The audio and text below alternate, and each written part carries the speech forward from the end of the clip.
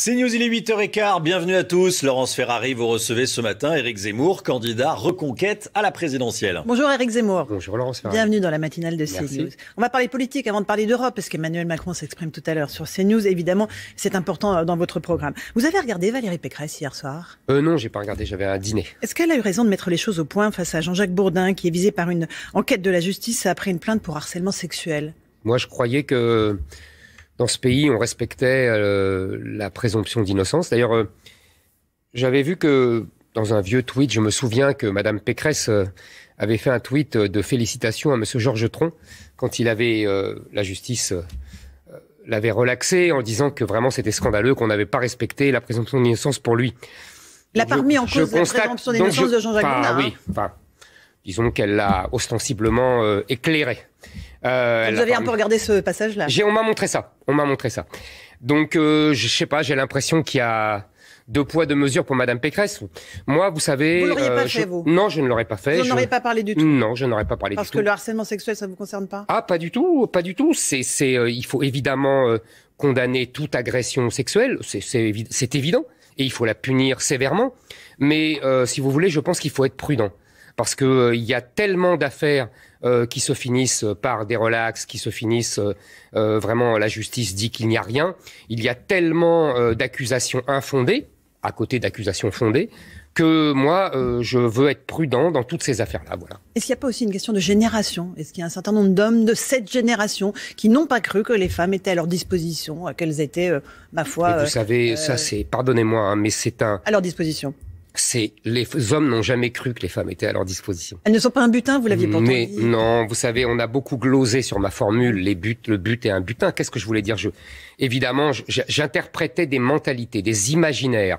Et dans les imaginaires, c'est ainsi. Mais ça veut dire que tout simplement, la femme est le but suprême de l'homme et que on lui fait des grandes déclarations, qu'on lui offre des bouquets de fleurs. On va pas la prendre de force. C'est pas ça que j'ai voulu dire. J'ai voulu dire justement qu'elle était sacrée dans l'imaginaire des hommes et qu'elle était tout l'objectif des hommes.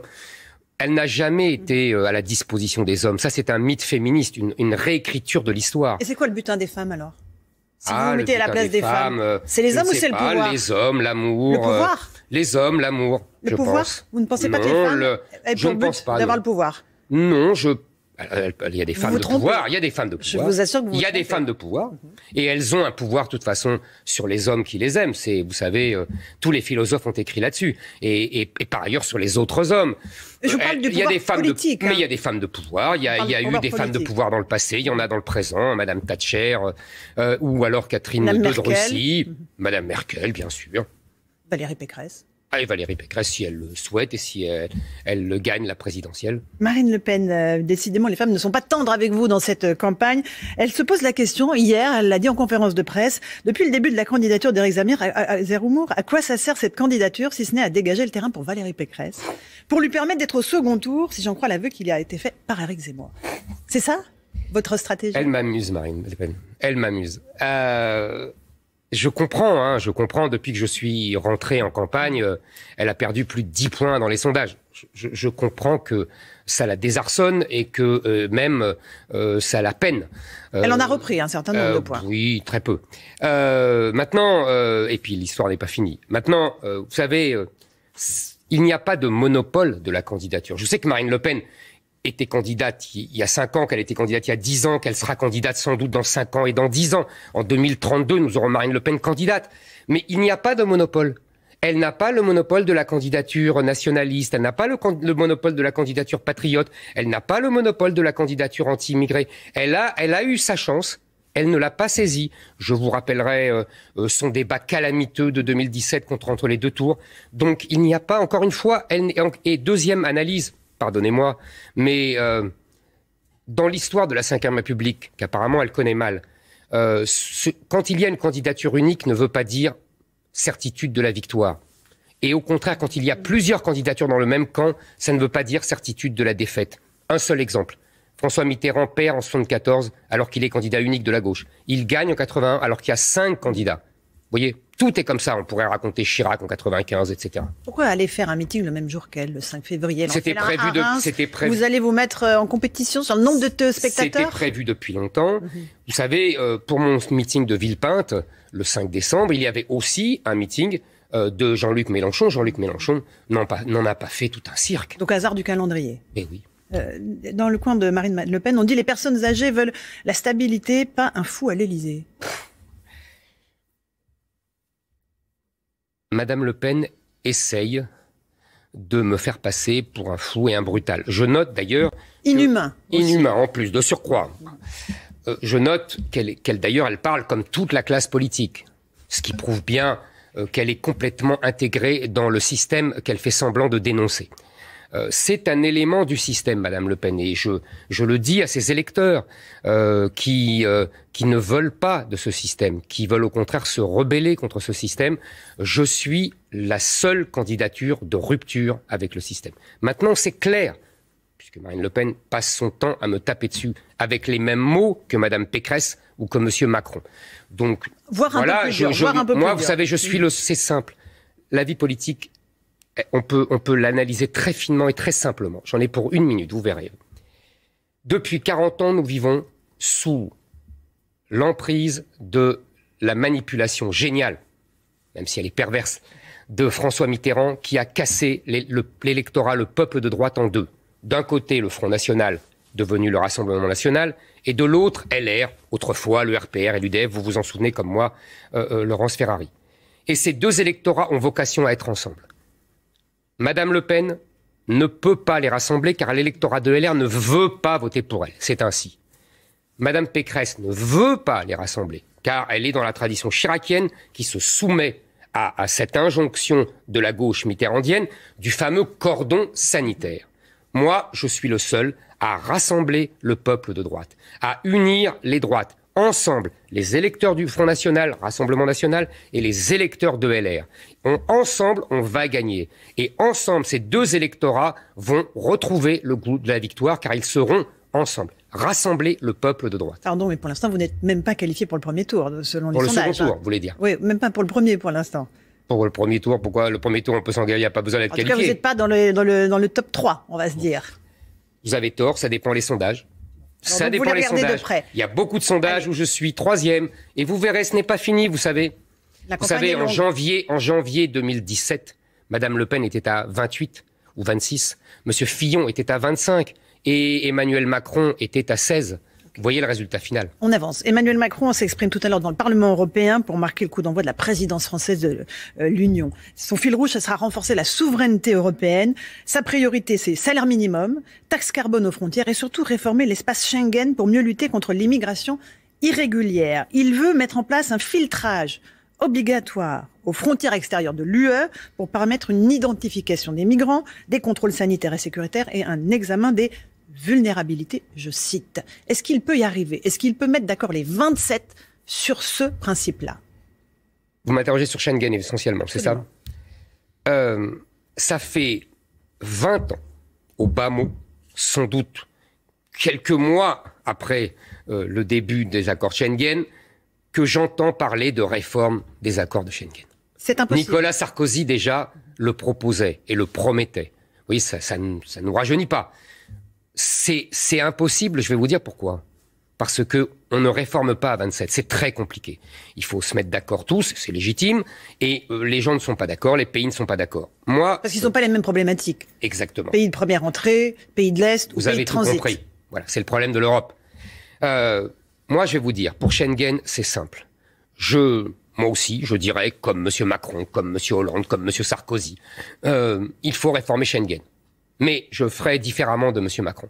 Moi, je prendrai des mesures tout de suite. Parce que je veux vraiment l'immigration zéro. Et donc, je prendrai des mesures nationales que je proposerai par référendum au peuple français. Et ces mesures nationales, j'irai à Bruxelles et je dirai, c'est très simple, je sais que vous n'êtes pas d'accord.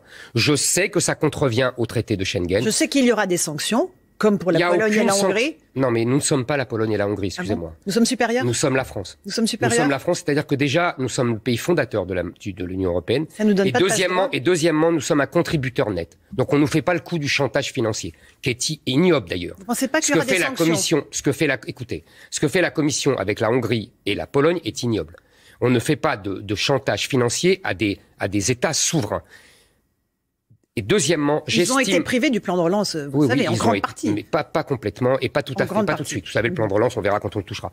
D'abord, et en plus, je vous dis, moi, vous savez, sans la France, il n'y a pas d'Union européenne.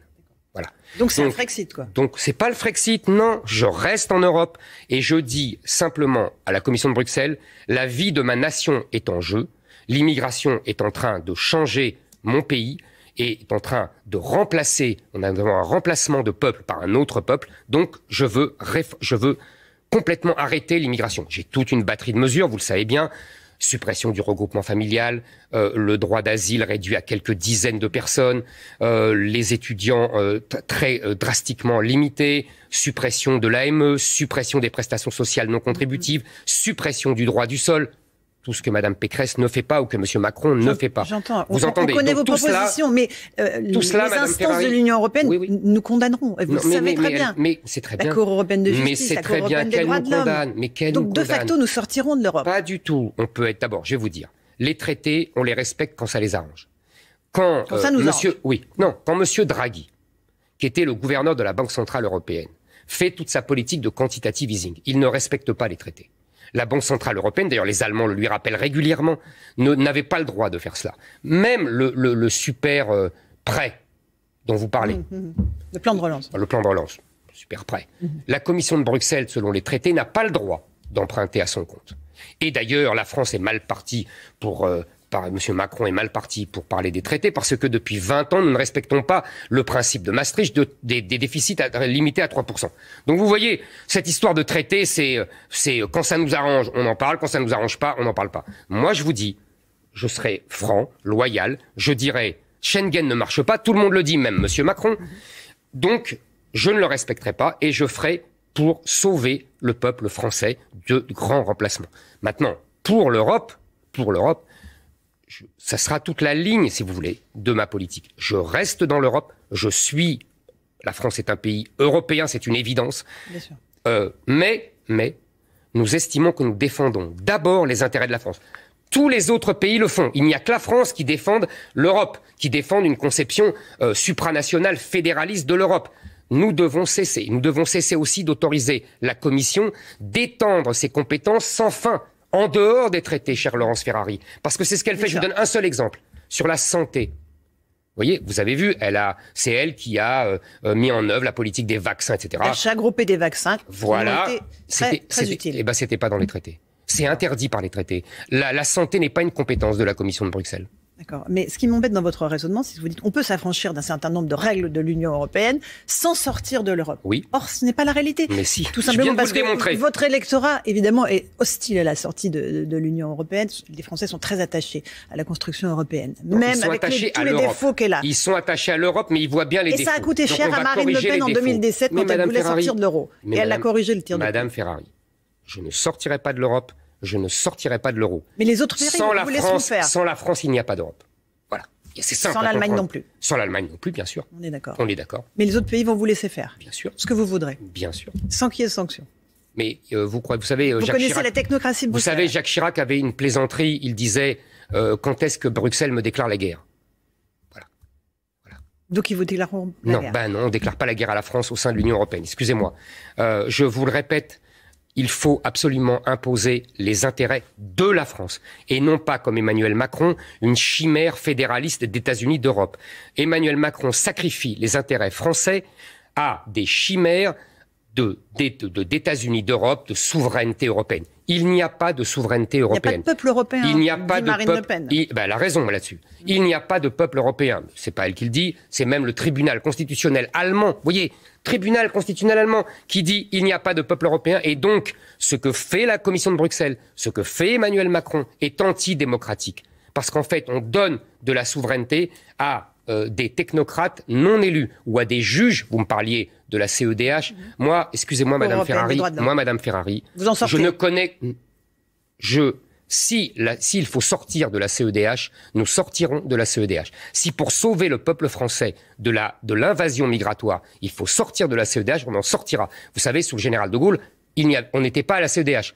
Je ne crois pas qu'on était une dictature. Hein. Donc, et on en vivait très bien. Elle a été créée. Donc... Non, elle a été créée avant. On a ratifié des accords. C'est pas la même chose. Vous allez vous rendre tout à l'heure à Calais, si j'ai bien compris. Absolument. Ville symbole de la question migratoire. 27 migrants ont péri en novembre sur leur embarcation de fortune. La maire de Calais ne veut pas vous recevoir. C'est un problème ou pas? Si elle veut pas me recevoir, elle me reçoit pas, c'est pas très grave. Vous savez, moi, ce que je vais, c'est pour voir Calais, pour montrer le symbole qu'est cette ville sinistrée, cette ville éplorée par une immigration folle, une espèce de...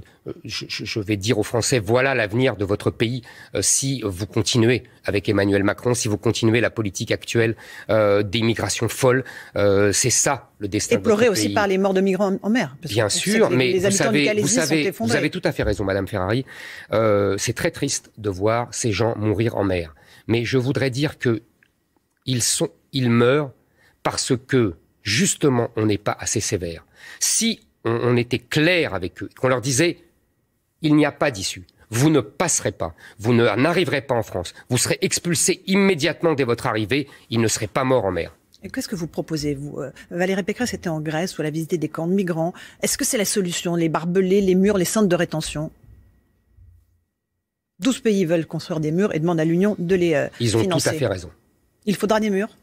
Vous savez, quand on supprime les frontières à l'intérieur de l'Europe, eh ben finalement, on construit des murs à l'extérieur et on construit des murs à l'intérieur d'ailleurs. Parce que j'imagine que, comme nous tous, vous vivez avec des codes à vos portes de maisons, etc. Ça n'existait pas il y a 40 ans. Pourquoi? Parce qu'il y a une délinquance folle, il y a une violence folle. Pourquoi il y a une délinquance folle? D'abord et avant tout parce que nous subissons une immigration complètement déréglée aujourd'hui depuis 40 ans, qui entraîne une délinquance, une violence inouïe. Donc, pour arrêter cette folle insécurité, cette folle délinquance, il faut absolument arrêter l'immigration. Vous savez, il y avait dans, je crois, les 6 premiers mois de 2021, 350 000 agressions. 1800 agressions par jour. On sait que l'origine première de toutes ces agressions, c'est l'immigration. Donc il faut arrêter l'immigration. Et ce n'est pas le plan de Madame Pécresse, qui en fait reprend le plan de Monsieur Macron, qui reprenait lui-même le plan de Monsieur Hollande, etc., qui reprennent tous les plans de la Commission. Vous avez vu, elle emploie toujours les mêmes mots. Une politique de régulation de l'immigration ferme, mais humaniste. Ça, je dis aux électeurs LR. Donc vous, c'est pas humaniste. Moi, elle sera... Pas d'humanité. Non. Justement. Mais je vous dis, la sémantique est importante. C'est le procès qu'on vous fait, non, en inhumanité. Tout à fait. Tout à fait. Moi, je vais vous dire. Pour moi, l'important, c'est la sauvegarde du peuple français. Je veux d'abord défendre mon peuple. Et je vous dis, c'est ça ma plus grande contribution à l'humanité. Parce qu'en défendant le peuple français, je défends la diversité humaine, dont on parle tant. Si le peuple français disparaissait, quelle perte pour la diversité humaine. Donc, moi, ma politique, elle ne sera pas celle de Madame Pécresse, qui en vérité ne fera rien. Il suffit de lire son programme, il suffit de voir que dans son programme, en vérité, il y a tout et son contraire, il y a une fausse fermeté. J'ai déjà expliqué comment c'était assez amusant de lire son programme. J'invite tous les téléspectateurs à le lire. Il y a des mesures en gras. Vous savez, c'est comme le vôtre. Comme le vôtre. Oui, absolument. Ah, vous avez raison. Mesures en gras et absolument, mais je vais vous dire la différence. Et ça fait une page. Vous avez raison. Il y a des mesures en gras dans tous les programmes. Là, par exemple, elle dit suppression des prestations sociales non contributives. Et puis, en petit, et c'est ça la différence avec le mien, il y a écrit à côté des étrangers non communautaires qui sont réguliers, qui ne sont pas réguliers depuis 5 ans. En clair, elle ne change rien. Pareil pour la fausse suppression du droit du sol, la fausse suppression du regroupement familial. Tout est faux dans le programme de Madame Pécresse. On peut dire la même chose du vôtre. Pas du tout. La fausse suppression du droit du regroupement familial d'Éric Zemmour. Ah, pas du tout, Madame Ferrari. Lisez les programmes comparés. Oui, il est là, votre programme. Lisez-le. Stopper les flux, mettre fin au regroupement familial. Mettre fin au regroupement. Est-ce que je dis... Ça coûte pas cher de l'écrire, hein? Ben non, mais on le fera. Et on le fera. C'est très simple. On n'acceptera plus les enfants des gens qui seront chez nous. Voilà, c'est tout. Et ni non plus les femmes qu'on va chercher au bled pour les ramener en France. Ce sera fini. Hein. On supprimera le droit du sol, on supprimera l'AME, on supprimera les prestations sociales non contributives, c'est-à-dire en clair le RSA, l'allocation logement, les allocations familiales aux étrangers non européens. Voilà, on supprimera tout ça. Moi, je ne fais pas comme Madame Pécresse. Je n'annonce pas que je supprime pour ensuite dire mais en fait, on supprimera pas. Non, je le fais. C'est un procès d'intention, elle aura le Ah, mais c'est pas un procès d'intention, Madame Ferrari. C'est dans son programme. Un dernier mot là-dessus. Pardonnez-moi, elle le dit elle-même que, par exemple, elle ne supprime pas le droit du sol. Vous voyez, par exemple. Juste, qu'est-ce que vous faites concrètement des dizaines de milliers de clandestins à expulser, qui sont sur notre sol, qui ne le sont pas? Vous les mettez dans des centres de rétention administrative? Oui. Vous faites un Guantanamo à la française? Non. Guantanamo, ça veut dire... Qu'on reste indéfiniment, en fait, dans ces centres. C'est pas Guantanamo, ça. Guantanamo, ça veut dire qu'on s'exonère de toutes les règles de droit. C'est pas rester indéfiniment. Vous savez, dans les pays asiatiques, en Corée, au Japon, il reste indéfiniment. Effectivement, si ça doit être un moyen de pression pour que les pays les reprennent et signent les fameux laissez-passer consulaires, on le fera. On prendra tous les moyens. Comment? Combien de centres vous voulez conduire? Mais je ne sais pas. Je ne vais pas vous dire. Mais Madame Ferrari, on prendra toutes les mesures. On ne prendra toutes les mesures. Il en va de la survie du peuple français. On exigera, on expulsera les clandestins et on expulsera aussi, je tiens à le dire... Avec l'accord des pays d'où ils viennent? Ah oui. Alors, vous réussirez comment? Eh ben, vous voulez que je réponde à ça? C'est très simple. D'abord, je dirais au pays, si vous ne signez pas les laissez-passer consulaires, je supprime l'aide au développement que je vous verse.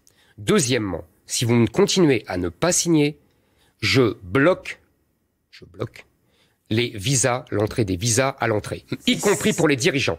Et si ça ne... ce qu'a fait Emmanuel Macron. Non, il a dit qu'il le ferait. J'attends, oui, l'Algérie, il manque. Il l'a dit au bout de 4 ans et demi. Il l'a fait. Non, il l'a pas encore fait. Ça marche pas. Si ça marche, mais vous inquiétez pas, ça va marcher. Avec l'Algérie, et au pire, je bloque les transferts de fonds à la Western Union. D'accord. Comme Arnaud Montebourg, tiens. Mais oui, Arnaud Montebourg, il a reculé au bout de 24 heures. Moi, je ne reculerai pas. C'est la différence, vous avez raison, entre eux et moi. Moi, je ne reculerai pas. Alors, un dernier mot concernant le pouvoir d'achat, cette fois-ci, parce que c'est une grande préoccupation des Français. On a une crise de l'énergie. Les prix du carburant ont atteint des niveaux records, les mêmes que ceux du début des mouvements des Gilets jaunes. Est-ce que vous proposez que les 8 millions de salariés français qui vont en voiture à leur travail, leur indemnité kilométrique soit prise en charge à moitié par les patrons? Oui, mais vous vous rendez compte ce que ça veut dire pour les patrons? Vous avez chiffré cette mesure? Est-ce que vous vous rendez compte attendez, je vais vous répondre. Est-ce que vous savez, mais vous le savez sans doute... Mais c'est pas à l'État de faire un effort, plutôt? Non, attendez. Est-ce que vous savez qu'aujourd'hui, tous les gens qui prennent le métro, les transports en commun, dans toutes les grandes villes, se voient rembourser la moitié de leurs frais de transport par le patron?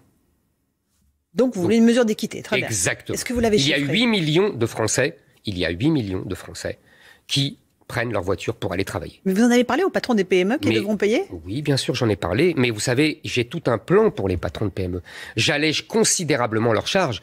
Je réduis, par exemple, je mets la plupart des entreprises, des PME, des petites et moyennes entreprises, au taux réduit de l'impôt sur les sociétés à 15%, parce que j'étends le fameux plafond.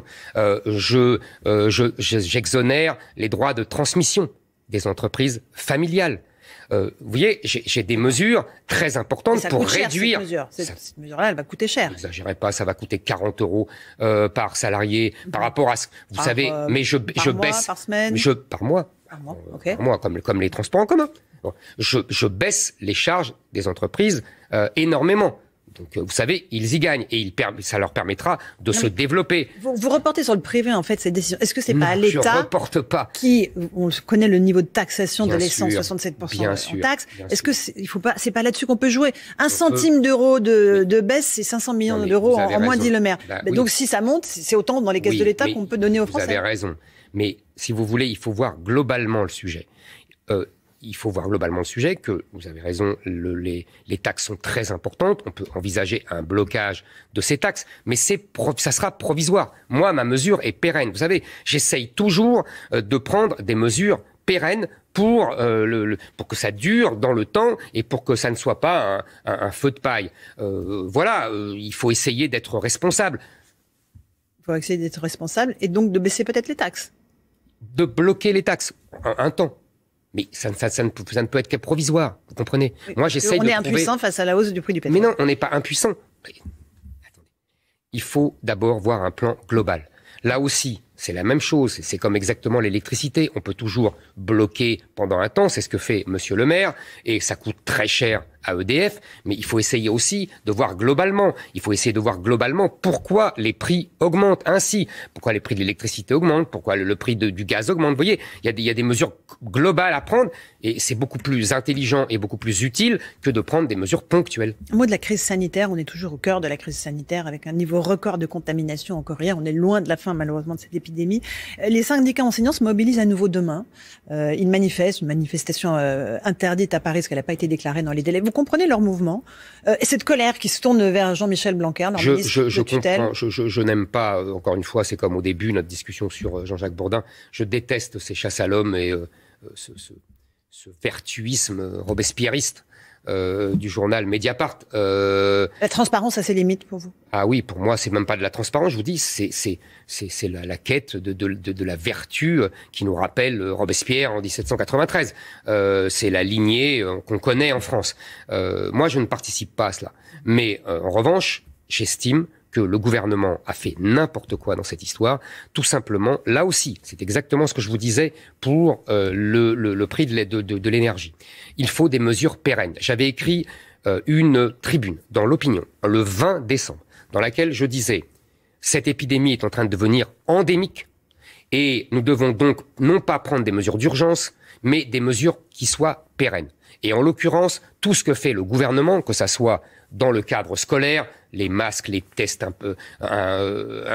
3 tests en 5 jours pour les enfants. Voilà, mais c'est une folie. C'est une folie quand on sait que les enfants ne sont pas en danger, que les enfants... Il y en a un certain nombre à l'hôpital. Entre 3 et 400. Voilà, non mais c'est pas rien. Non mais c'est jamais rien. Okay, mais quand il y a une personne qui se fait renverser par une voiture, c'est aussi triste. C'est pas rien non plus. Rien n'est jamais rien. Un gouvernement doit voir un peu à l'échelle du pays. Donc à l'échelle du pays, il faut arrêter d'embêter les enfants et il faut uniquement continuer à vacciner les gens fragiles ou âgés. On le sait depuis le début. Cette épidémie arrive à sa fin. Tous les spécialistes le disent. J'ai lu Monsieur Côme et d'autres. On voit bien que, si vous voulez, nous allons apprendre à vivre avec ce virus. Donc il faut apprendre à vivre avec ce virus. Ça veut dire ne prendre des mesures que des mesures qui soient pérennes et ne pas faire de l'agitation comme fait Monsieur Macron. Et surtout, Monsieur Macron a voulu, en fait, et il a très bien réussi pendant les 15 premiers jours, en faisant peur aux gens, attirer à lui la campagne présidentielle, mettre l'éclairage sur cette seule question de la crise sanitaire pour oublier les autres sujets, immigration, son bilan économique, etc. D'accord, mais cette technique, elle a mis en lumière à sa fin. Les failles, un, de notre système de santé, deux, aussi de notre système scolaire. Parce qu'effectivement, il y a un certain nombre de problèmes majeurs dans l'éducation nationale, que d'ailleurs, vous dénoncez et auxquels vous voulez remédier. Est-ce qu'il manque de professeurs ? Qu'est-ce qu'il faut qu'on fasse? Vous avez un programme sur la blouse à l'école, on apprend plus l'anglais, ça c'est anecdotique. Etc. Je suis d'accord. Bon. Comment le mammouth, la fameuse expression de Claude Allègre, comment est-ce qu'on peut l'alléger en se mettant au service des enfants et des programmes et de ce qu'on leur apprend? Moi, je pense que le drame que vit l'éducation nationale, ce n'est pas même le mammouth, même si ça pose des problèmes, ce n'est pas une question de moyens. On a, entre 1980 et 2020, près de doubler les moyens alloués à l'éducation nationale, 84% d'augmentation. Donc, même si, évidemment, les profs sont mal payés, etc. Vous voyez, mais ce n'est pas une question de moyens, c'est une question de philosophie.